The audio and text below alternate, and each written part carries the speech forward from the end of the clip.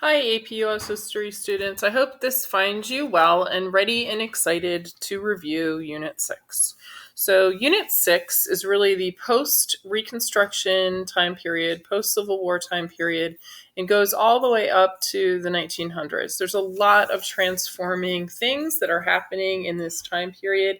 The United States is really developing more and more into a place that I think we all would recognize.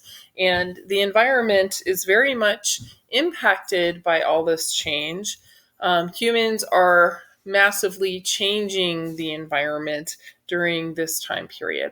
What I'm going to be talking about is based on this timeline right here, which you should be able to find on Google Classroom, but I am also basing it on this specific slideshow, which I am also going to be pasting to Classroom just so you guys can kind of follow along with me as I'm talking specifically about Unit 6 environmental review. So, starting from the beginning, the main things I'm going to be talking about are transformation of the Great Plains, adjustment of reservations out west, and adjustment of where Amerindians are living and being forced to live. Also, I'm going to be talking about the role of the Transcontinental Railroad in urban transformation during this time period and how that's all being impacted with the environment. So let's start off with the Great Plains. The Great Plains, if you guys remember, is the central part of the United States. It's shown here on this map, going from North Dakota and Montana all the way south to Texas. This is considered to be some of the best farmland, not only within the United States, but within the world. A large reason why this is such great farmland is because it was originally grasslands for hundreds of thousands of years, and that grassland had lots of wild animals roaming on it, most notably hundreds of thousands of buffalo for thousands of years, and their use of the grasslands and manure, quite frankly, fertilized this land and made it really, really rich, great farming land. During this time period of Unit 6, we're really going to see some major things that are going to be transforming these specific grasslands. Most notably, government acts are going to help transform the environment. And specifically, the main ones are the Homestead Act, the Pacific Railroad Act, and the Morrill Land Grant Act. All of these are getting passed in 1862 within a 3-month period of time.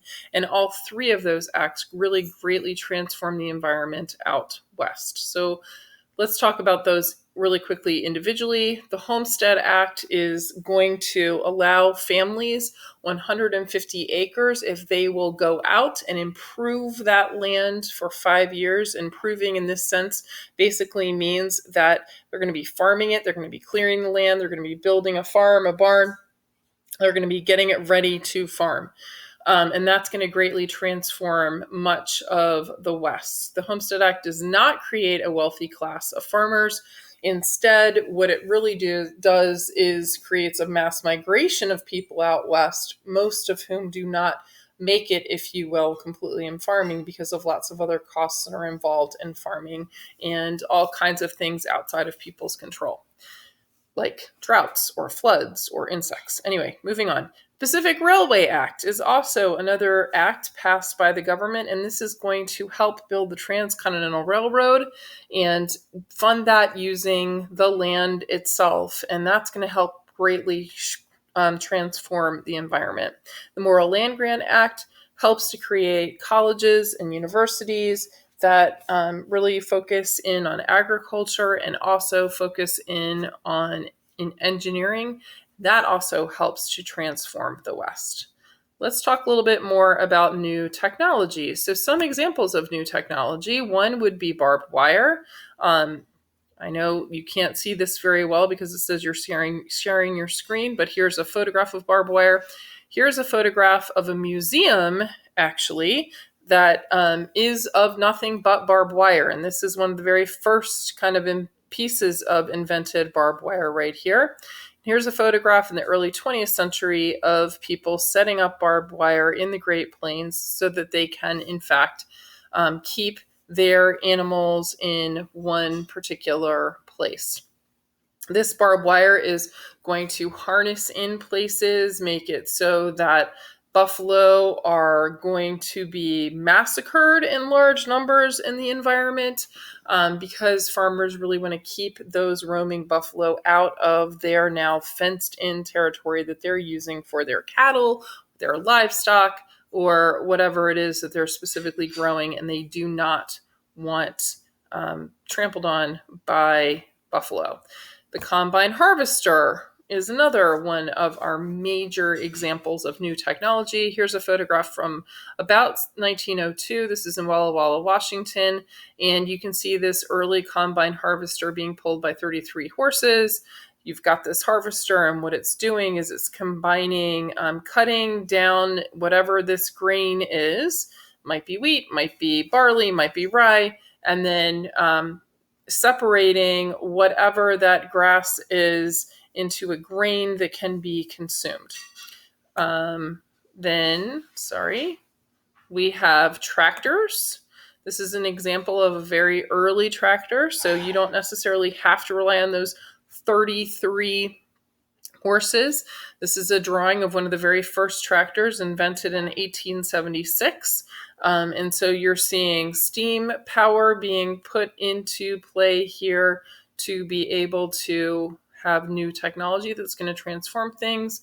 Last, we have the refrigerated train cars, another major example of new technology. This is going to allow people to transport goods that otherwise would go bad over long distances in refrigerated train cars on those railroads. That's going to greatly impact the environment because we are going to see more and more and more land under cultivation. Land that before was grasslands is now going to be farmed by individual people. So you combine those government actions along with the new technology, and again, farms are growing increasingly in size. Not necessarily number of farmers, but the farms themselves are growing in size. Let's see what impact does that have on the people that lived in the Great Plains and lived in other places out west.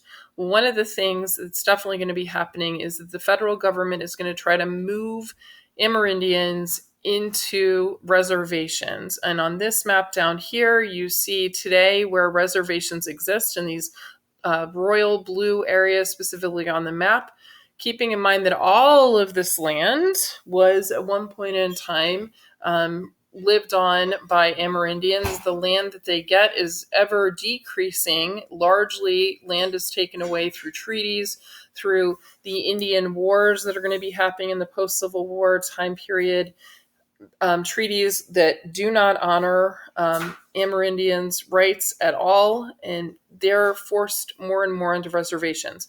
These reservations are definitely going to continue all the way up till today, so it's not like these things disappear, even though we have things like the Dawes Act. But this greatly impacts the environment because the way of life of especially the Great Plains Indians was a nomadic way of life where they followed and hunted the buffalo. Now we're seeing the environment greatly changed because we're seeing farming and agriculture taking over places that once were open grasslands. This is the very first place that was established as a reservation. This goes all the way back to Andrew Jackson. The Oklahoma Territory is a place where they're forcing the 5 civilized tribes of the Southwest to go to Oklahoma. And so these are the former places that used to be set up. All of Oklahoma used to be known as Indian Territory, but even in Oklahoma, you have people moving in and taking over for farmland. With that continuation of the reservations, at the same time, we also see in Unit 6 the Dawes Act being passed. This is also known as the Dawes Severalty Act. The idea is that we're severing tribes as much as possible. The government is doing this through this action. We're seeing land being given specifically to individuals, similar to the Homestead Act. And so land is given to these individuals and families, but not given to whole tribes. And the idea is that they had to farm it. They had to adopt to agriculture and that white way of living as opposed to continuing in their ways that they had traditionally lived in. One thing that I don't have in here that doesn't have so much to do with the environment, but does have to do with treatment of Amerindians is going to be the use of boarding schools to try to assimilate and force assimilation amongst Native Americans. But these reservations in the Dawes Act are going to greatly impact the environment again, because we're seeing this switch from open nomadic grasslands over to farmland. The railroad is also going to have a huge impact on the environment, and the first transcontinental railroad is drawn on this map here. The Union Pacific and the Central Pacific, the orange and the green lines right here. The Central Pacific going from San Francisco east, and the Union Pacific essentially going from Chicago west. They're going to meet up in Promontory Point, Utah in 1869. In 1862, this is when the government sets up this policy of trying to create this transcontinental railroad, and they pay for this railroad largely through land grants, which also helps to really shape the environment, because what the railroad companies are going to do that are building this railroad is they decide where the stops are going to be along the railroad. And naturally, you're going to see towns and cities emerging in these places where the railroad crosses. This is not the only transcontinental railroad. We're going to see many other transcontinental railroads happening across the United States. This one just happens to be the first one. So what's the impact of the railroad? I talked about the Pacific Railway Act setting up and paying for it largely through land grants and the creation of towns and cities. However, the railroad is also going to help to create national markets of goods, which also impacts the environment, because we're starting to see agriculture developing, specifically focusing in on those specific national markets. We also see transport of humans, more and more humans out west to settle out west. Animals, different types of animals being taken into different places, different types of livestock, and different types of goods and things being specifically grown because of that Railroad Act. Last thing I want to talk about with the environment is urban transformation in the environment. So cities have been around for long, hundreds of years prior to this specific unit, but what we are seeing in this unit is a real transformation of cities. And in large part, cities are going to be growing very much during this time period for two reasons. One being new transportation systems, and another thing is new types of buildings that allow for cities to grow up as well as out. The new transportation systems are streetcars or mass transit systems like New York Subway, Chicago's L, Boston's T. And those new mass transit systems are allowing for the spreading out of cities. Prior to this, most cities were walking cities. Now we're seeing that cities, you need some sort of mass public transit system to get around. Out of that growth of transportation and also immigration coming into cities, we're seeing the urban landscape changing again in this time period.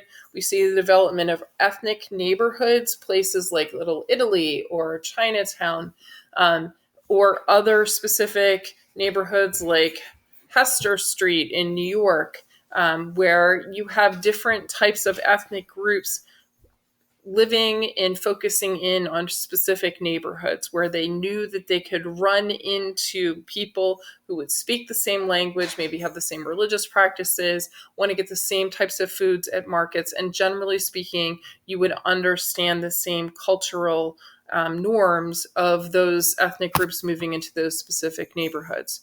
With the mass migration of into the United States of the new immigration starting at about 1880 and lasting until the 1920s, we're seeing a real focus of immigrants moving into urban spaces, and that transforms the environment. We're seeing tenement houses being used in this time period to provide cheap housing for large populations of people. We also see cities being divided based on wealth. You see wealthy people moving largely to the outskirts of cities, and the inner city becomes more of a poor region where you have people who are poor centered in these central areas of cities, close to factories, close to places where they would likely find work. In some cities, you see space set aside for the common good, i.e. places like in New York Central Park. And you also see in some cities streetcar suburbs developing where the streetcar would reach out to the outer reaches of the city and develop neighborhoods for more wealthier upper middle class people. And that is all I have for you for the environment. I will talk to you again with other review videos. Bye bye.